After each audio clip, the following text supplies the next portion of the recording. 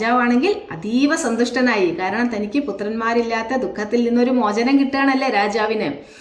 അങ്ങനെ രാജാവ് തൻ്റെ ഭാര്യമാർക്ക് ഇഷ്ടമുള്ളതും അവരാഗ്രഹിക്കുന്നതും എല്ലാം ചെയ്തു കൊടുക്കുന്നതിൻ്റെ കൂടെ തന്നെ തൻ്റെ പ്രജകളെയും അതുപോലെ ബ്രാഹ്മണരെയും ദാനധർമാദികൾ കൊണ്ടും സമ്മാനങ്ങൾ കൊണ്ടും എല്ലാം ഒരുപാട് സന്തോഷിപ്പിച്ചു.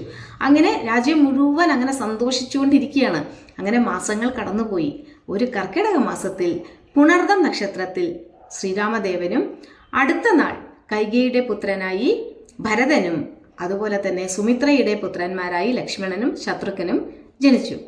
കൗസല്യയുടെ മകനായിട്ടാണ് രാമദേവൻ ജനിച്ചത്.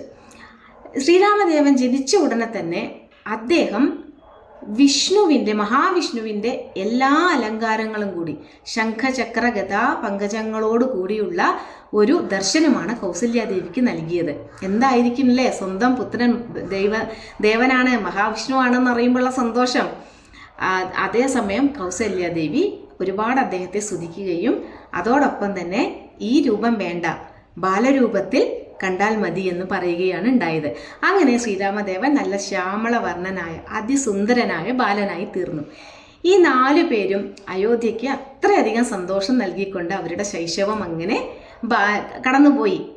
കളിയും ചിരിയുമായിട്ട് ബാല്യത്തിലേക്ക് കടന്നു, കൗമാരത്തിലേക്ക് കടന്നു. അപ്പോൾ അവർക്ക് വസിഷ്ഠ മഹർഷിയുടെ കീഴിൽ തന്നെ അഭ്യാസങ്ങൾ, അസ്ത്രവിദ്യയും മറ്റു വിദ്യാഭ്യാസങ്ങളും എല്ലാം വളരെ മനോഹരമായിട്ട് ചെയ്തു തീർത്തു.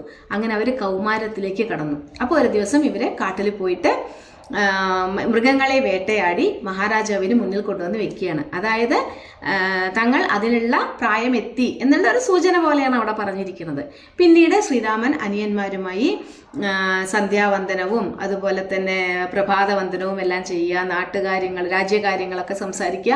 അങ്ങനെ വളരെ സന്തോഷമായിട്ട് അവർ മുന്നോട്ട് പോയിക്കൊണ്ടിരിക്കുകയാണ് കേട്ടോ. അത്രയും അധികം സന്തോഷം, അതായത് എല്ലാവരെയും ഒരുപോലെ സന്തോഷിപ്പിക്കുന്ന, രമിപ്പിക്കുന്ന, അതാണല്ലോ രാമൻ എന്നുള്ള പേര്.